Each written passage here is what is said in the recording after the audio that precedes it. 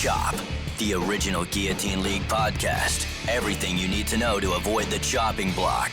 Chop is brought to you by GuillotineLeagues.com. Now, your host, Paul Charchian. Welcome to Chop, the Guillotine League Podcast. I am Paul Charchian, my co-host, like every Tuesday for 6 years. 6 long years. Brian Johnson, welcome back to the show, my buddy. What up, Charch? Let's do one more. Why not? Let's keep this train let's do rolling. it. Yeah, let's do another one. And Tuesdays, we are here to provide what you need to know most. How much should you bid for the big name waiver wire players and even some of the smaller name guys? We're here to give you some bidding advice, whether you are a 6-year veteran or you are new to the format. We help you give some guardrails for how much you should be bidding at this stage of the season. And Brian, I want to start here. There are a lot of things to talk about through 2 weeks. Once again, another season where the tight end position is a hellscape. Yeah, it pretty much is. I mean, Trey McBride, I think, has been pretty safe so far. He's given you 12, 13-ish PPR points. But outside of that, yeah, Brock Bowers was not a helper, really. I'm surprised. No. I don't want to give spoiler alert, I'm surprised he's not on this list. But yeah, tight end, it's your boy Juwan Johnson. That's who everyone needs, Charch. Yes, absolutely. And he's the guy. We'll talk about him. Yes. Is he tight end 1 right now? I bet he is. I'll check. He's tight end 1 in the utilization score. He is tight end 1 is Juwan Johnson, a guy that if you followed this show in the preseason, we urged you to go get. By my count, Brian, there are 6 reliable tight ends, and I'm including Brock Bowers in that, which is not plainly evident, but I think he'll come around, assuming the knee injury is what limited him on Monday night. But you've got Trey McBride, who you mentioned. How about, I think Tucker Kraft, especially with all the injuries to Green Bay, is going to be in that list. Tucker Kraft is tight end 1. Juwan Johnson is 3. Do you want to take a guess who tight end 2 is? He's tight end 3 in PPR points scoring, Juwan Johnson. Tyler Warren, I believe, is a safe. He's one of the 6 safe tight ends. Well, you mentioned Trey McBride, Brock Bowers. How about Zach Ertz? He's number 2. Number 2, Zach Ertz. And we talked about him too. He was another guy in the preseason that we identified as just guillotine format. You just, give me like your 4 or 5 catches, your 30, 40 yards, a chance at a touchdown. That's Zach Ertz every game. So but a guy like Zach Ertz Ertz is old, right? In football years. So he's not very appealing on draft day in standard formats, but we only care about the first few weeks. So I love the old reliables in guillotine leagues. And Zach Ertz is the epitome. His old teammate, Dallas Goedert, would have been one of those guys had he been healthy. He'd have been a safe guy. George Kittle obviously would have been were he healthy. Does Sam Laporta belong on this list of safe tight ends? Because it's not totally clear. The problem for Laporta, and it's been this way through his short career so far, exactly what you saw last week. Detroit scores 52 points, Brian, 52, and Laporta puts up 3 catches for 26 yards. Well, Laporta killed everyone last year, earlier in the year, and he was going like 2nd-round pick after his amazing rookie year. And that's right. He was chopped like pretty much every week early on in the season. So no, I'm not putting him on the list based on his past performance in the last. He turned on later in the year, but he's not been steady enough to warrant the ADP he had. But yeah, Tyler Warren and Travis Kelce. That drop was costly for many reasons, but he's been looking pretty safe so far as well, especially with the depleted receiver corps in Kansas City. But yeah, it's slim pickings per usual at the tight end spot. It is. It's really bad. Laporta, by the way, he will not appear on our top 10 list of most chopped players. He was 15. That's how close Laporta was. Close enough. Bad. A tough week in which Detroit scored 52 points. Then, if you go back to draft day, Brian, and you decided to wait on tight ends, which I almost never do, but some people do. If you were waiting for that tier 2 or tier 3 tight end, well, good luck, because almost none of those guys have managed to put together 2 good weeks. Evan Ingram, disaster grade. Brenton Strange, good week 1, bad week 2. Dalton Kincaid, good week 1, bad week 2. Colson Loveland, invisible. TJ Hawkinson and David Njoku, 2 guys that I thought were sitting on good seasons. Oh my, have they been disappointing, especially I got more. Hawkinson. Mike Gesicki, he was getting drafted as a top 18 tight end, which is a starter in Guillotine Leagues. It's been Noah Fant who's been performing in for. So the tight ends have been producing in Cincinnati, but it's been the wrong one. So yeah, brutal. This has been a really hard position to get right, and even Brock Bowers, tight end 1 off the board, has probably been just good enough to keep you alive, which might be enough. I mean, at this point, we'll take that from any tight end. Here's what here's my big takeaway on this, Brian. And we didn't even mention George Kittle. Well, I mentioned him in passing, right? Obviously, getting hurt. He'd probably be great right now. Oh, he would have had he had 40 yards and a touchdown on the opening drive in week 1, and then he got hurt. right. So, exactly. Here's my takeaway. Every year we're talking about tight ends and how hard it is. If it's round 11, round 12, round 13, round 14 of your Guillotine League draft, just start throwing darts at tight ends. Just take tight ends. This is how you would have ended up with Zach Ertz. This is how you would have ended up with Juwan Johnson or Harold Fannin, like as your last pick of your draft. I mean, you could, if there's a position to throw darts at, this is probably the one in Guillotine League specifically. It's probably the tight end position. Yeah, agreed. Davis Allen. Who would have thunk it? He's the guy. He just gets to that touchdown every week. Rams third. I'm not playing that game personally, but you can do that if you want. I'm just kidding. Self-evaluation, always just critical in Guillotine Leagues. You need to understand where your roster sits and what the chances are of this current roster ending your season next week. And now you have 2 data points, Brian. You've got week 1, you've got week 2. And so hopefully now you've got a pretty good idea as to who you can trust and who you can't, and whether or not you've got a roster in which you need to spend against now. Do you need to spend FAAB now? Or do you have the luxury of saving? Because you should always save when you can, Brian. Yeah, absolutely. The song remains the same for me. I'm pretty tight with my money early on Guillotine League season.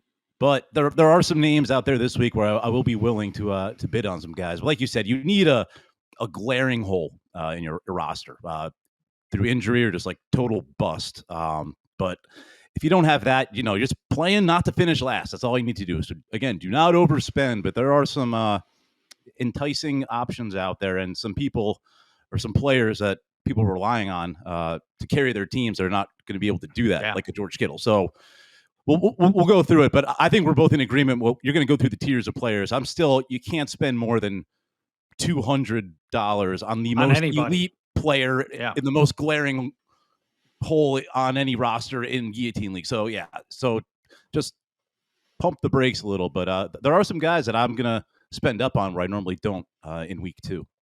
Yeah, we've got some compelling people to talk about, and we'll get to the top 10 most chopped players in just a minute. Let me mention this.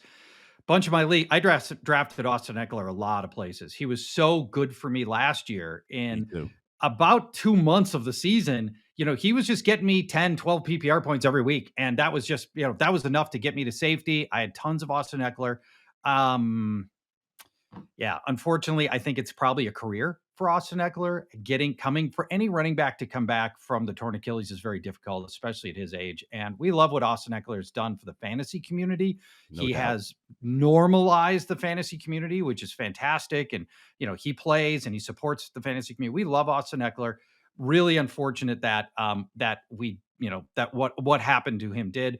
So for me in those leagues, a lot of times I don't have somebody I can plug back in for 10 sure points. So my Austin Ekeler leagues, I'm going to do a little bit of spending.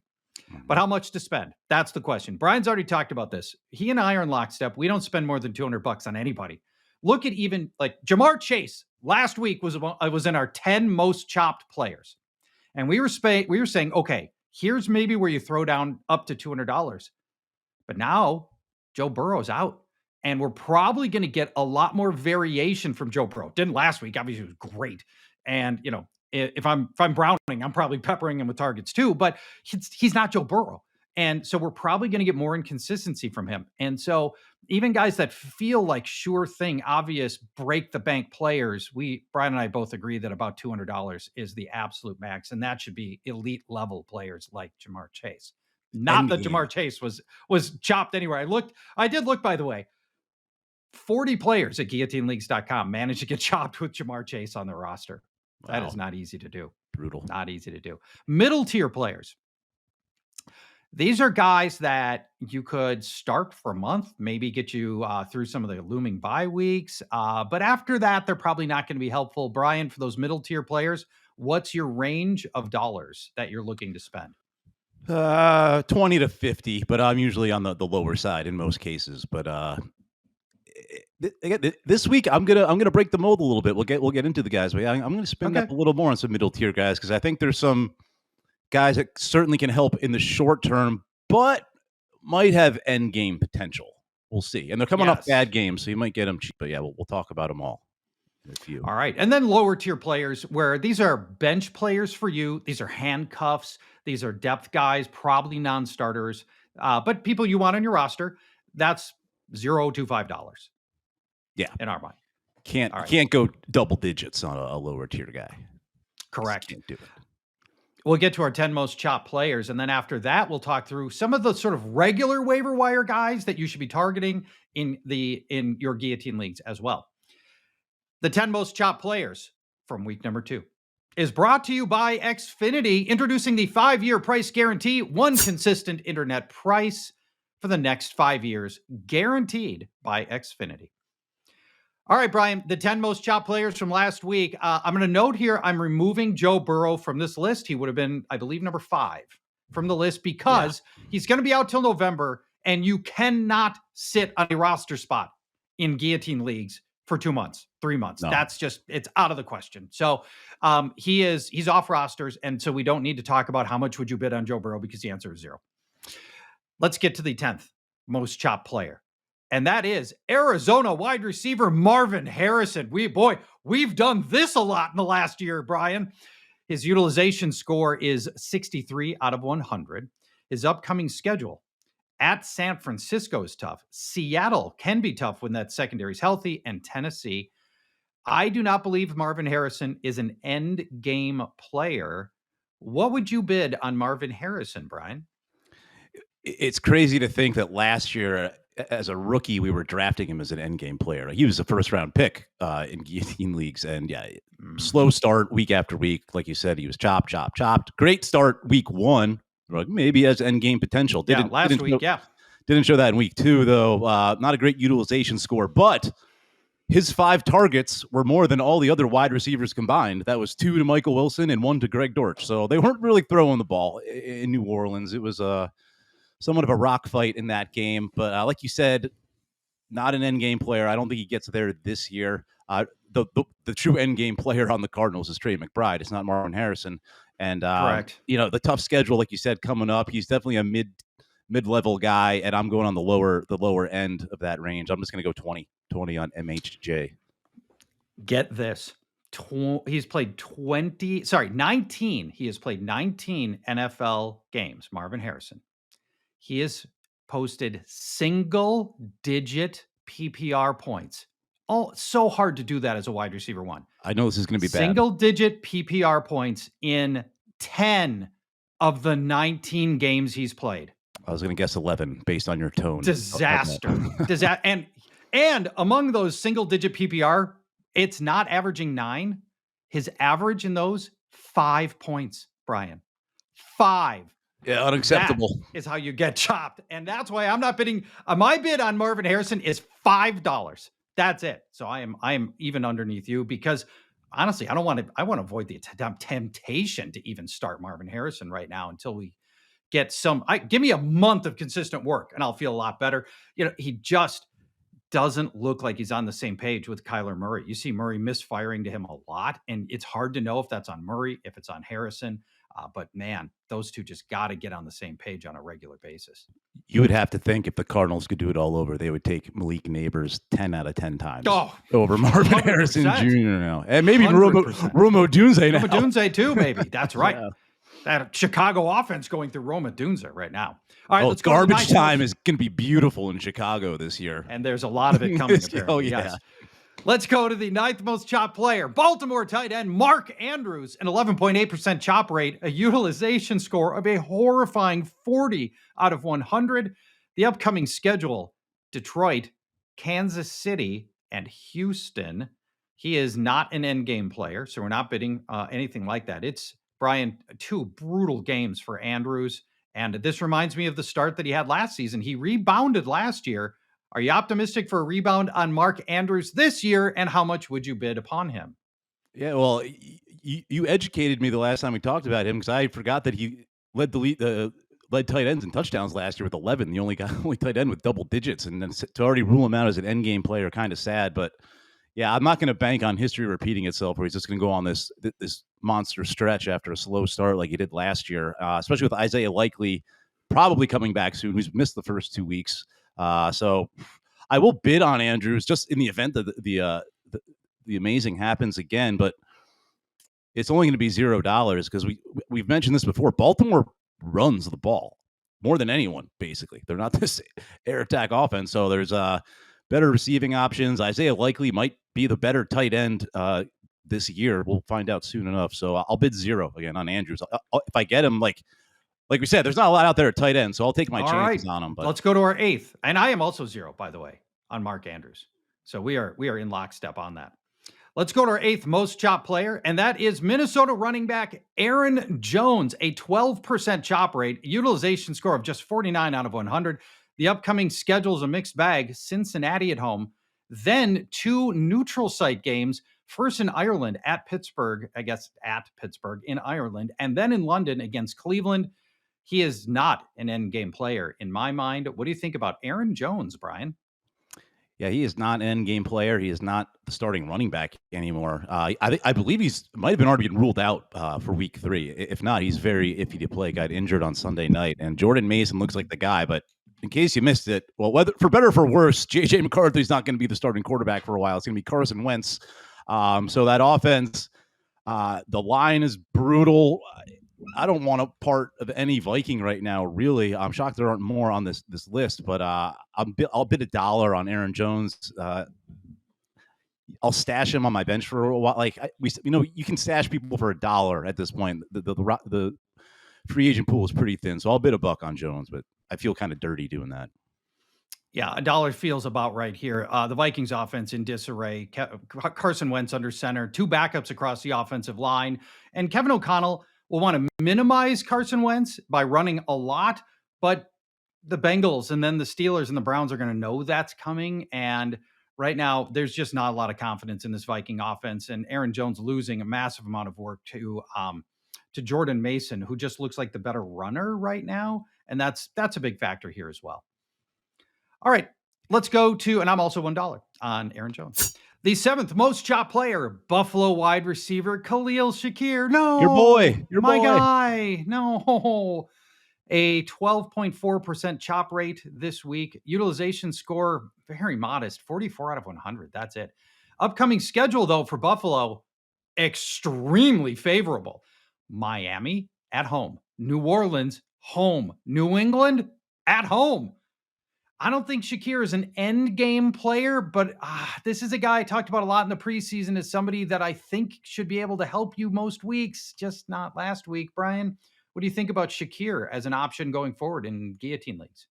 Yeah, not an end game player, but certainly someone who can help you in the next several weeks, especially with that schedule, like you said.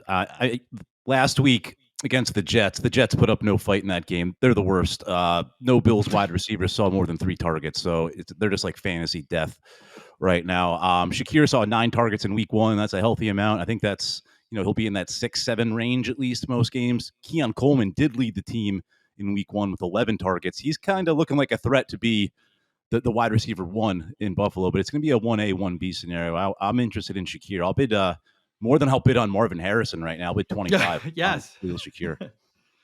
I'm at $15 on Khalil Shakir. Last week's matchup with the Jets. Jets can be a suffocating secondary. Now, Sauce Gardner was not on Shakir, and Shakir does have this. He lost all of August with a high ankle sprain. Now, the high usage in week 1 made me think that the ankle probably wasn't that big of a deal, but maybe it is lingering a little bit, and maybe that's part of it, or maybe it's just that the Bills were in command of the game and they just didn't need to pass. And we'll talk more about Josh Allen in a few minutes. The 6th most chopped player was Jets running quarterback Justin Fields, Brian, this was he is a running quarterback. It was close, right? Yeah, he might be the best running back too. Who knows? Well, he had a 1.1 quarterback rating, so he wasn't really much of a throwing quarterback against. Not last week. No, Bills, it was bad. He had 3 completions on I think 9 attempts before he got knocked out.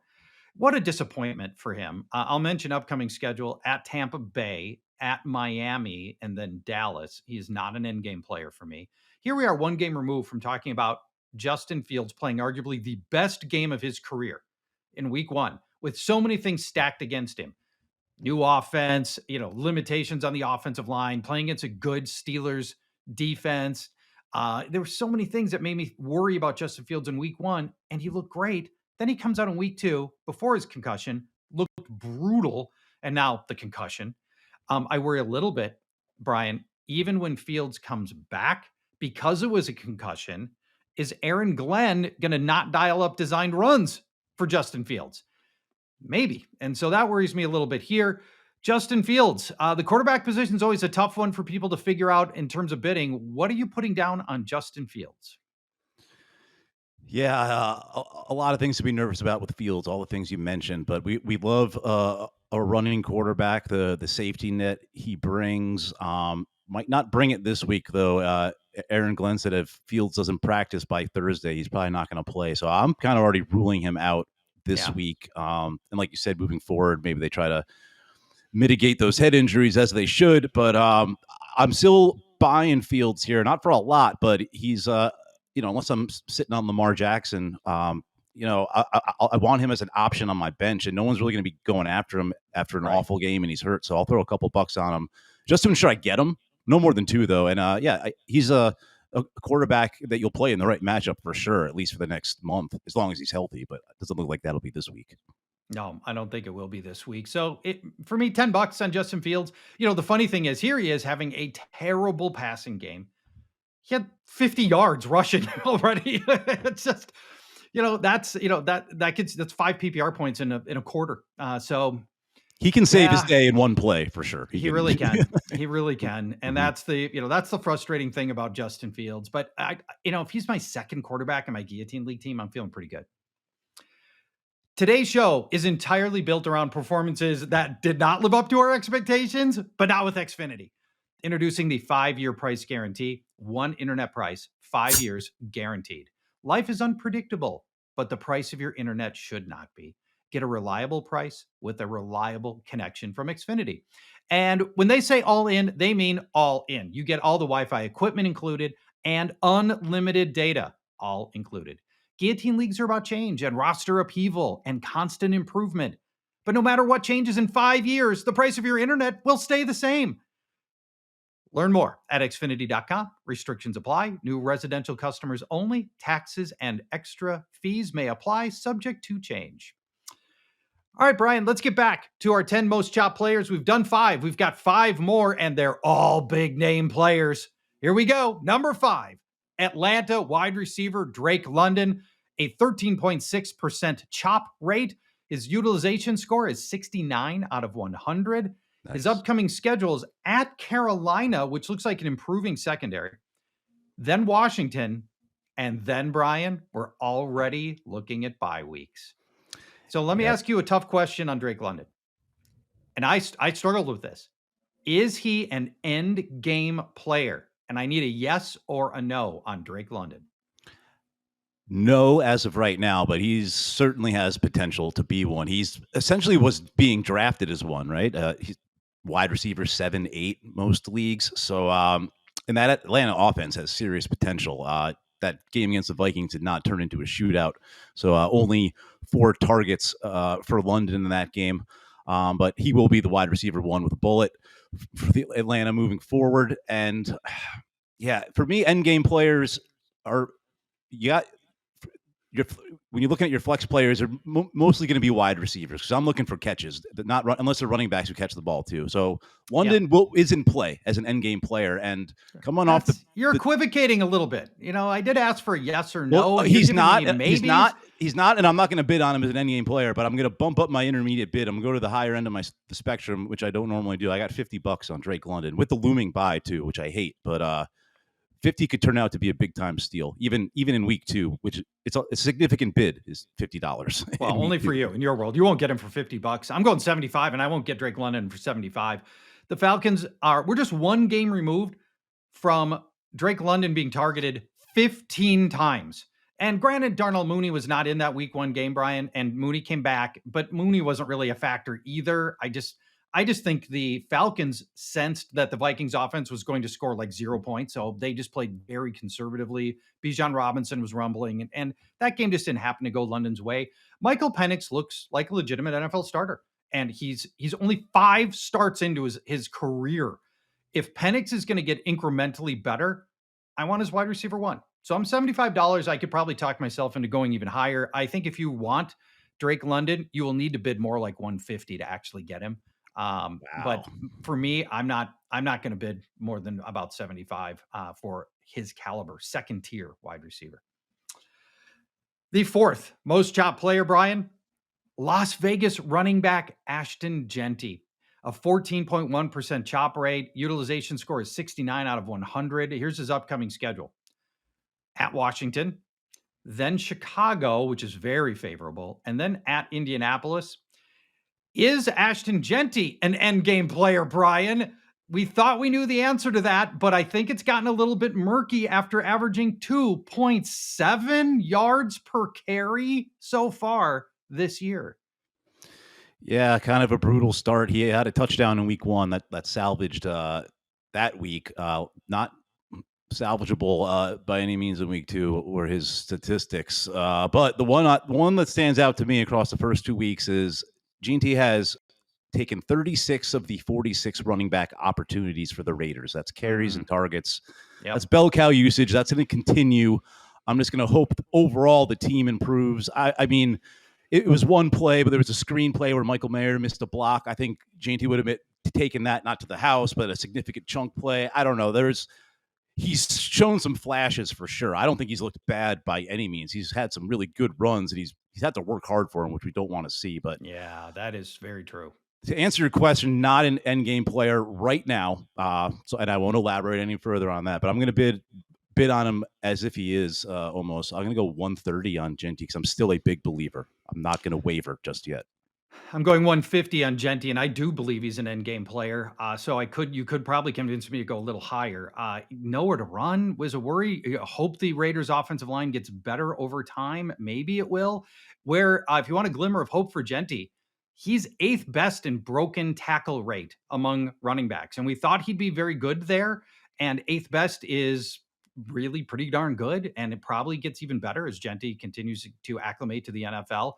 Working against Jeanty, one of the worst pass blocking rankings that Pro Football Focus has. His pass blocking has been bad. We saw it highlighted a couple of times on Monday night, and that might end up limiting some of his third down reps if it doesn't get better. But again, he should get better. He's getting most of the opportunities, and I imagine that there will be some strong bidding out there for Jeanty, but this really highlights rookies, man. It is tough, even for great ones. It is hard to come out of the gate and be a consistent performer. Yeah, the last one of his caliber was Bijan Robinson, and he was very slow out of the gates. He was very inconsistent out of the gates. Yep, and it wasn't all bad for Bijan, but it was middling. By the way, speaking of Bijan. So on Monday night, at one point, they showed him saying his name 3 different times, and he said it the old way. He said Bijan. Not the new way that he had said, well, it's Bijan. But then he said his own name 3 different ways on Monday night, and he said it the old way. So I officially am anything goes, right? I think at this point you can say whatever you want, whichever pronunciation you want. To me is if there's video evidence out there, yeah, that'll hold up. Absolutely, undeniable. The 3rd most chop player, Denver wide receiver Courtland Sutton, a 15.2% chop rate. Utilization score of 60 out of 100. Here's his upcoming schedule for you to ponder. At Chargers, which has turned out to be pretty tricky. Cincinnati, and then at Philly. 2 of those I do not like. I don't like at Chargers and at Philly. Is Courtland Sutton an end game player for you, Brian? I won't tip my hand yet on where I'm going to go with this. No, not an end game player for me. A guy that maybe he could have been going into the season, but it's not looking like that's going to be the case come week 16, 17. Week 1 was great. Led the team with 9 targets, 6 catches, 61 yards, a touchdown. You'll take that game without the score in a Guillotine League. But week 2, total disaster, 4 targets, 1 catch for 6 scoreless yards. I think that was an anomaly. I think Sutton will still provide a pretty safe floor with a favorable ceiling. But I'm not going to spend a lot. He's definitely not end game. He's more valuable to me than Marvin Harrison Jr., that's for sure. But not as much as Khalil Shakir, really. So I'm going to go $22 right now. And that's really based on that, well, kind of slow start overall for the Broncos offense and that brutal schedule coming up. I think we're going to see Sutton on this list again.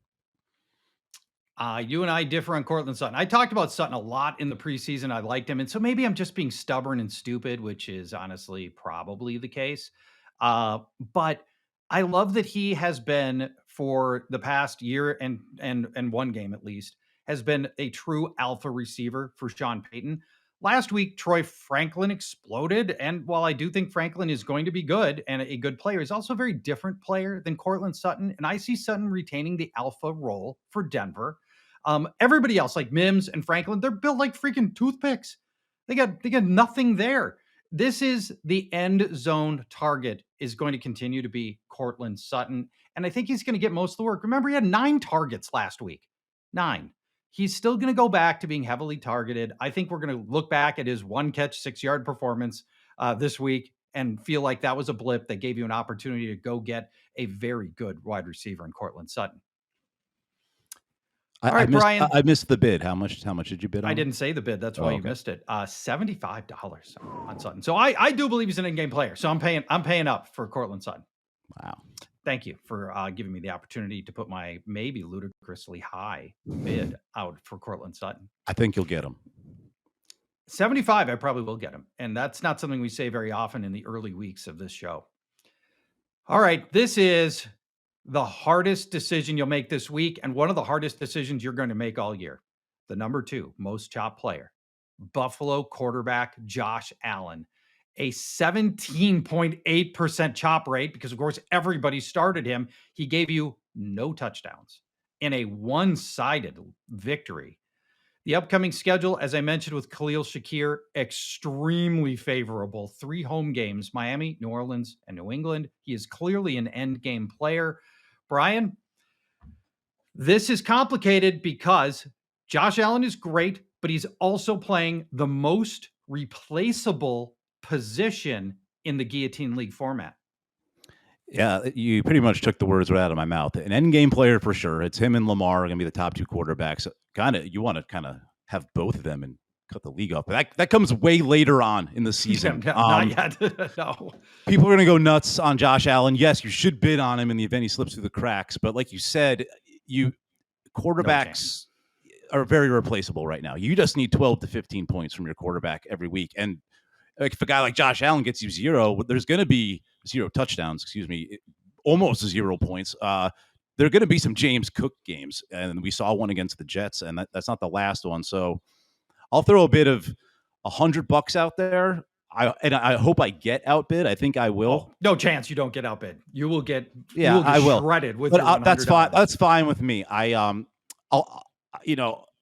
I'll look at Carson Wentz this week if I need a quarterback. You know what I mean? I don't know. I'm not breaking the bank for a quarterback right now. You have way too many end game players to acquire, and you'll find that the quarterbacks the elite quarterbacks get cheaper as the season goes on. Yeah, everybody does get cheaper. Everybody, but quarterbacks really get cheaper because right now there are 16 teams left. If you started with the full 18, a month from now there'll be 12 teams left. Everybody's got a good quarterback. At 12 teams left, everybody's got a good one. The question is Josh Allen such a difference maker that he's worth spending up for?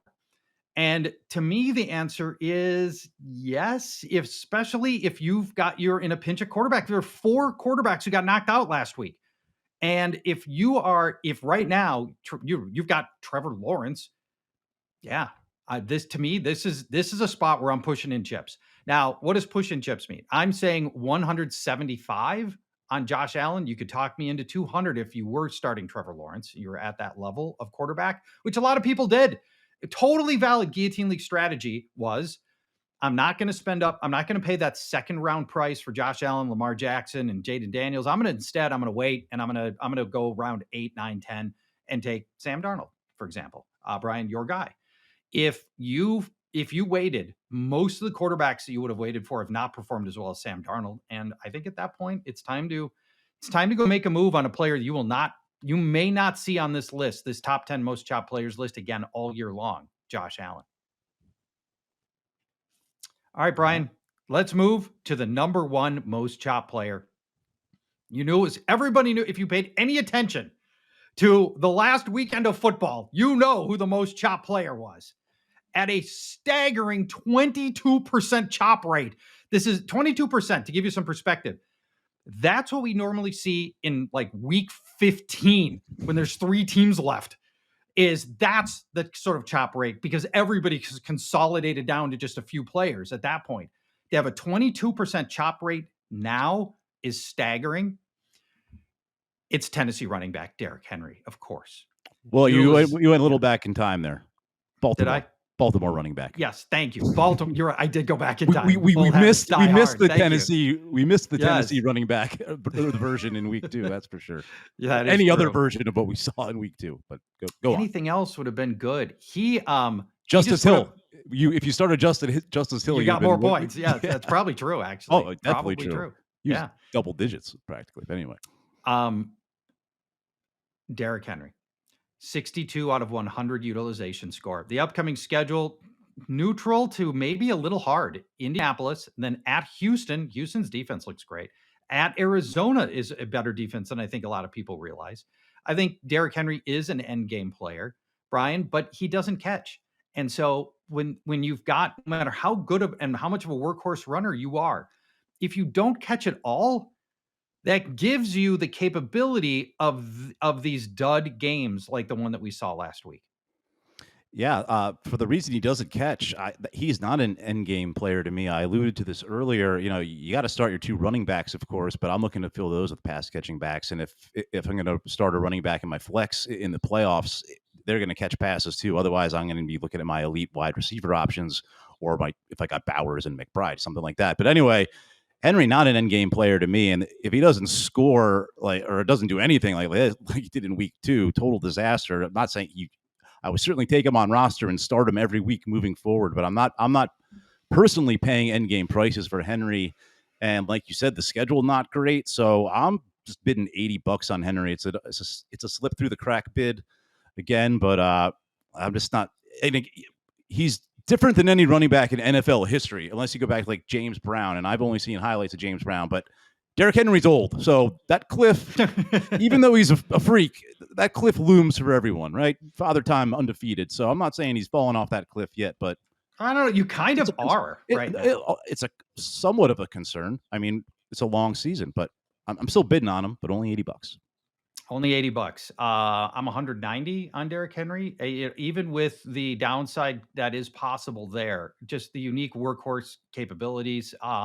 He does have a little bit of bust to him, but even his bust games are usually, and I mean like ever, 60 yards and no touchdown.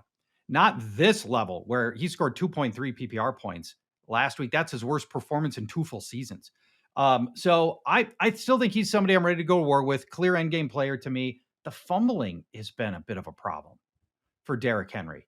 And we got to start monitoring that a little bit. Key fumbles in both games so far.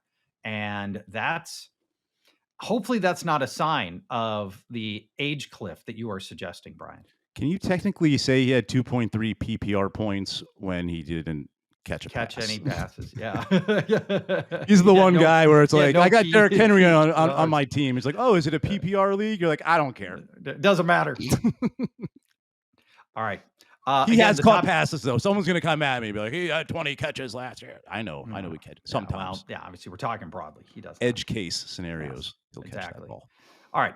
Again, the top 10 most chopped players brought to you by Xfinity. Let's talk through some of just the regular waiver wire guys. These are the types of players you're bidding on in normal, boring leagues, not guillotine leagues, but they can still help your roster.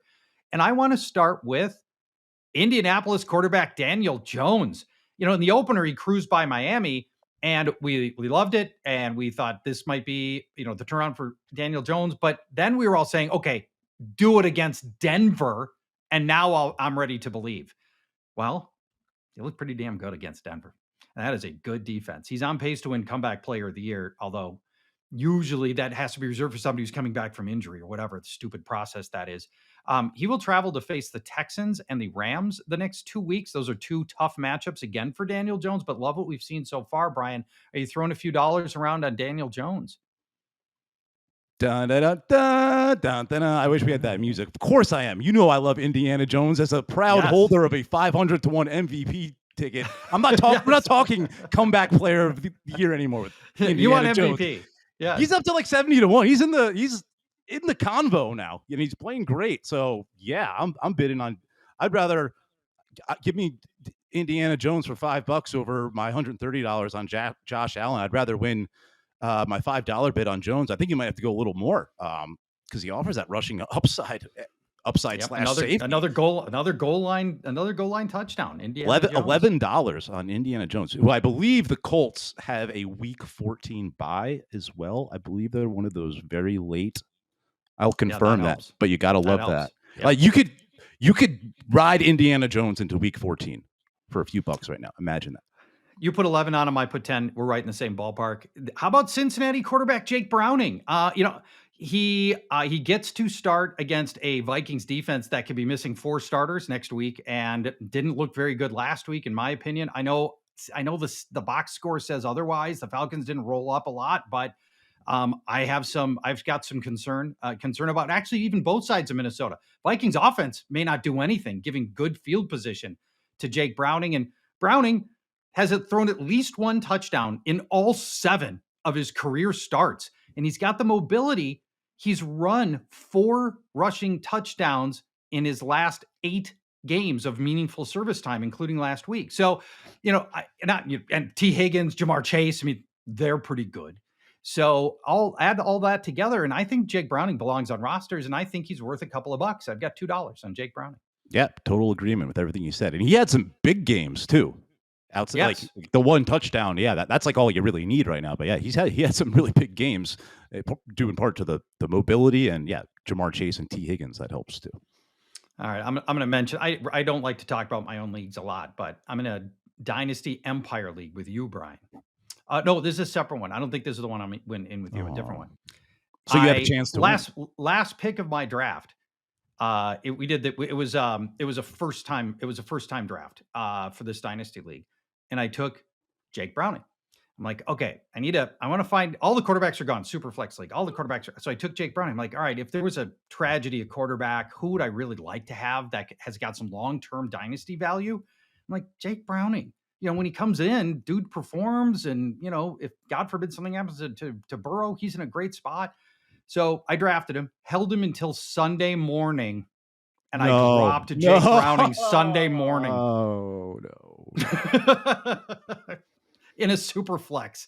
Now he's going to be very expensive. He's going to be very good now. Starter. You put that into the universe. Good. Well, we're going to find out one way or the other. We're going to find out now if he's the real deal or not. Yes, we are. Every opportunity. But yeah, he's my favorite, $0-$1 streaming option this week that for a guy that should readily available for sure all over Browning. He'll be somebody's starting quarterback next year is my prediction right now, Jake Browning. All right, let's go to some running back options. It's not good. Let's talk about both of the Washington running backs with Austin Eckler out. We begin with Chris Rodriguez. Now, he was inactive last week because he doesn't play special teams, and they already had Eckler. They had, of course, and then they had Ja'Cory Krosky-Merritt, and then Jeremy McNichols plays special teams, and that left Chris Rodriguez out. But now without Austin Eckler, that should put Chris Rodriguez active for this game. And with Ja'Cory Krosky-Merritt coming off a bad game, who knows how this thing goes? I'm kind of interested in a few bucks. Chris Rodriguez, as we talked about a few weeks ago when I was saying, hey, pick him up, give him a shot. Let's see how this thing plays out. It's not necessarily Bill's job. When in his 2 years as the Commander's starting running back, Chris Rodriguez averaging 4.8 and 4.9 yards per carry. He's a big-bodied bulldozer with some goal line utility that nobody else on that offense may have. So I think Chris Rodriguez is worth a couple of bucks just to see how this thing plays out, Brian.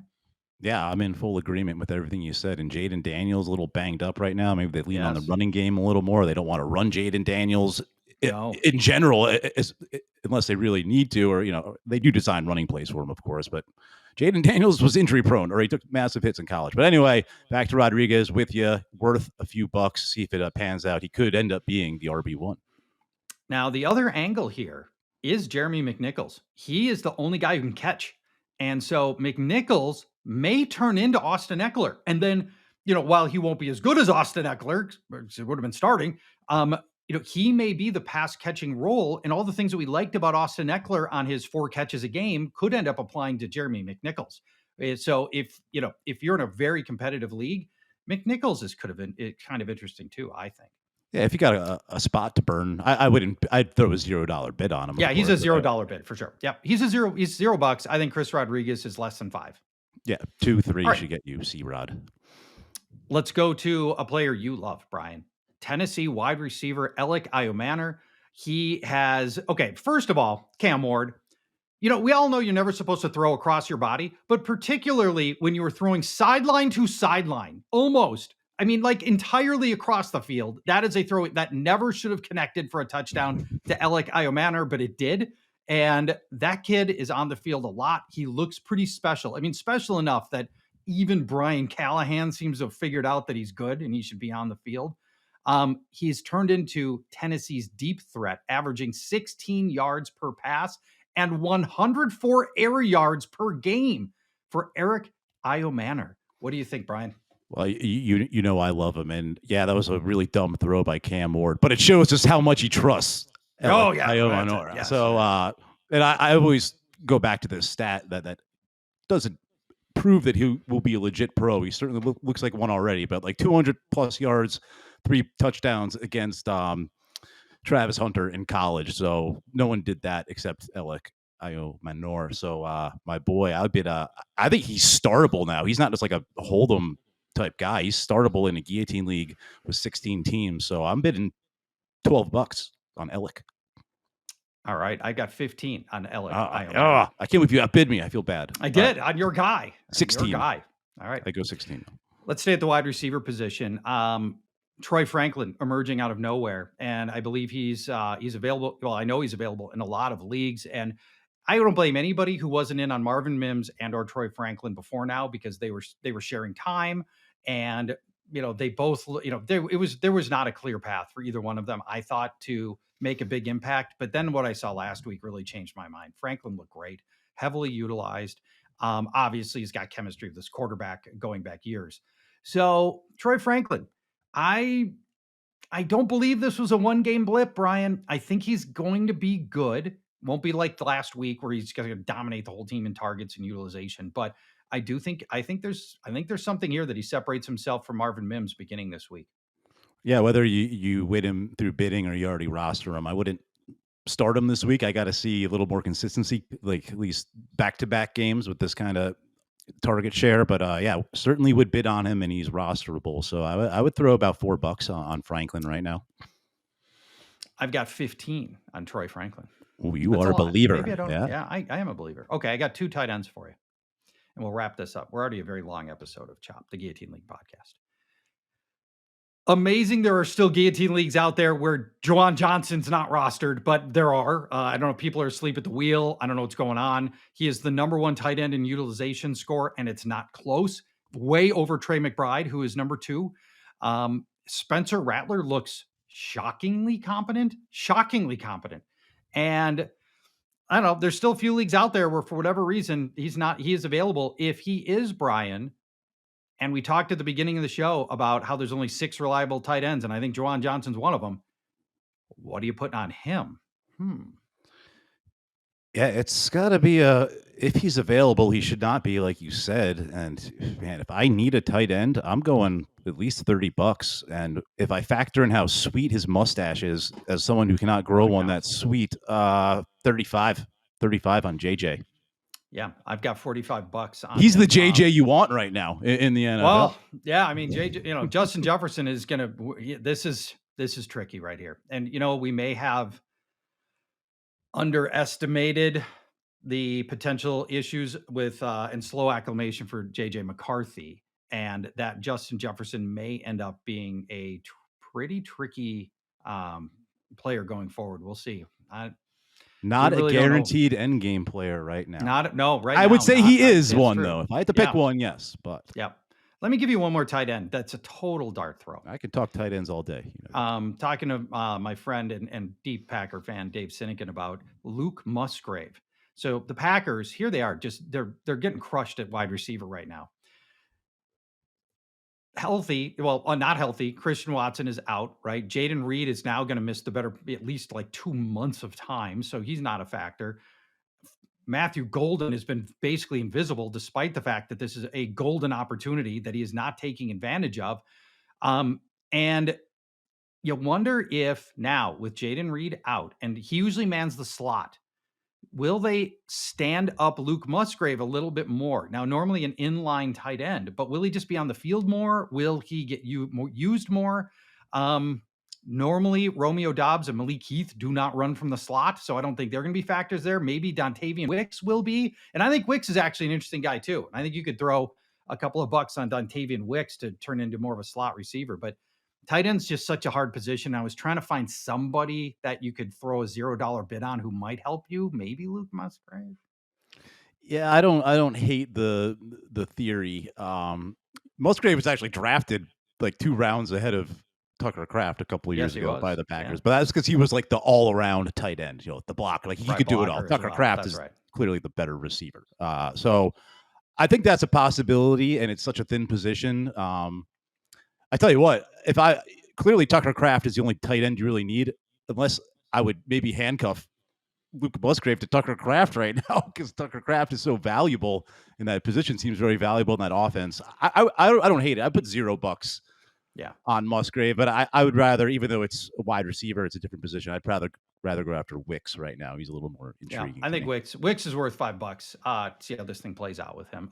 Get this, last year, most targeted receiver in Green Bay, Dontavian Wicks.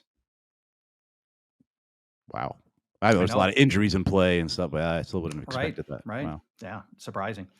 All right, Brian. Great job. This has been a ton of fun, everybody. We'll be back on Thursday to talk through the players you should potentially fade.